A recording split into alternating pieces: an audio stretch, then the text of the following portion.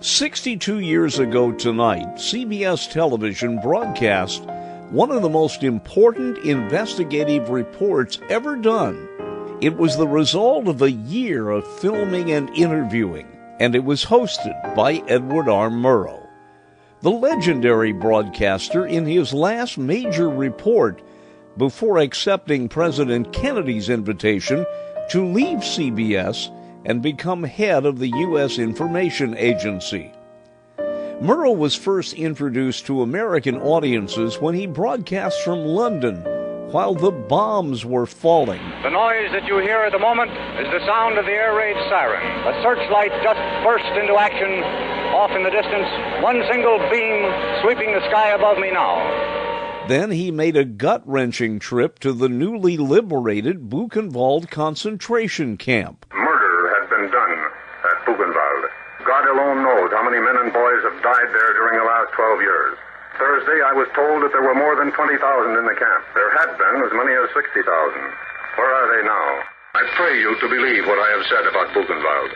I have reported what I saw and heard, but only part of it. If I have offended you by this rather mild account of Buchenwald, I am not in the least sorry. When CBS Radio's Hear It Now made the transition to television, Murrow was there. Remembered for his expose on Joseph McCarthy, Murrow again crusaded for change in the broadcast heard on the night after Thanksgiving, 1960, The Harvest of Shame. Here are some highlights. 70 cents today. We're paying today. We're paying more in the bottom town. 70 cents, 7 years today. 70 cents today. Here's 70 cents. 70 cents all day jumping. All you have to do is advance you. $8 and you guarantee you if you pull today and we pull what we got to pull today, you have $11 in your pocket. This is not taking place in the Congo. It has nothing to do with Johannesburg or Cape Town. It is not Nyasaland or Nigeria. This is Florida. These are citizens of the United States, 1960. This is a shape-up for migrant workers. The hawkers are chanting the going peace rate at the various fields. This is the way the humans who harvest the food for the best-fed people in the world get hired.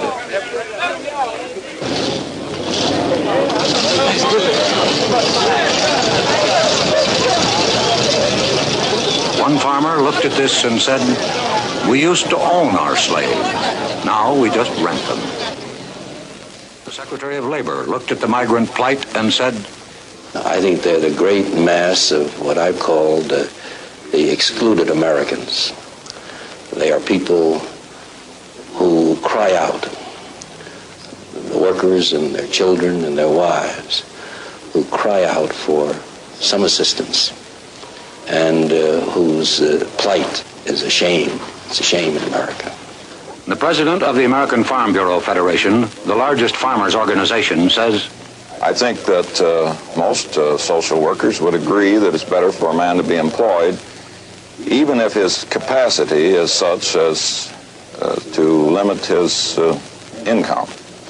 And we take the position that it's far better to have thousands of these folks who are practically unemployable, earning some money, doing some productive work for at least a few days in the year."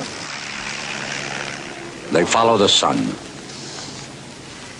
Well, I don't know. It don't look like we'll ever get ahead. I guess we'll just have to keep going till we can find something better. And somebody has to make thousands of dollars out of his sweat. Is that a slave or not? They are the migrants, workers in the sweatshops of the soil, the harvest of shame.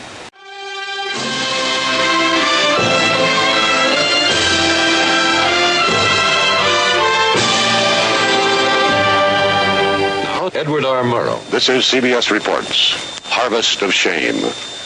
It has to do with the men, women, and children who harvest the crops in this country of ours, the best-fed nation on earth. These are the forgotten people, the underprotected, the undereducated, the underclothed, the underfed. We present this report of Thanksgiving, because were it not for the labor of the people you are going to meet, you might not starve, but your table would not be laden with the luxuries that we have all come to regard as essentials. What is an average dinner for the family? Well, I cook a pot of beans and fry some potatoes or some corn or something like that. The migrant is at the mercy of the weather. This year in Florida, there was a freeze, killing beans, tomatoes, celery, corn. Its byproduct was a bread line. Migratory farm workers are not eligible for unemployment insurance. This happened in the United States in 1960. A line of humans waiting for a ration of tinned goods, milk and bread. But perhaps Julian Griggs, a chaplain for the migrants, speaks for all of us. Is it possible to have love without justice?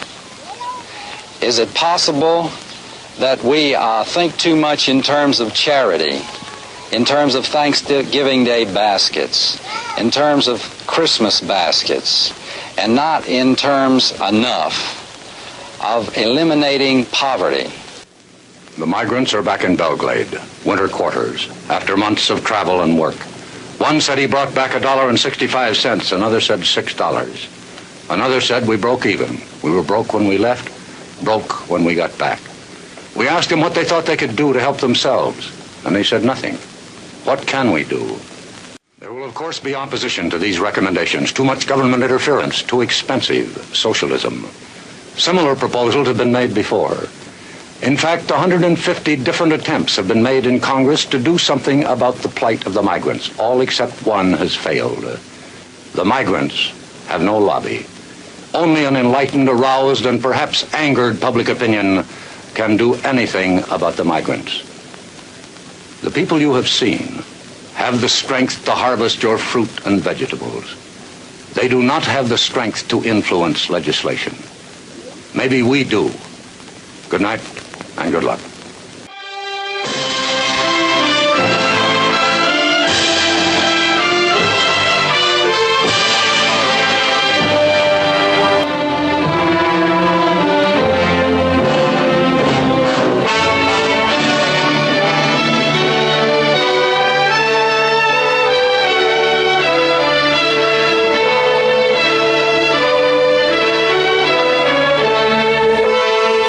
CBS Reports, Harvest of Shame, was filmed and edited by the staff of CBS Reports under the supervision and control of CBS News.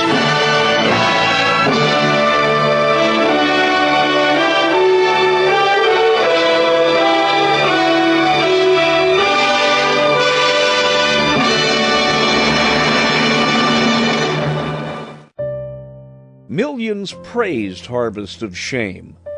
Journalism students still watch it today. But today, the faces of the farm workers are different, but the problems are the same. I'm Dennis Daly.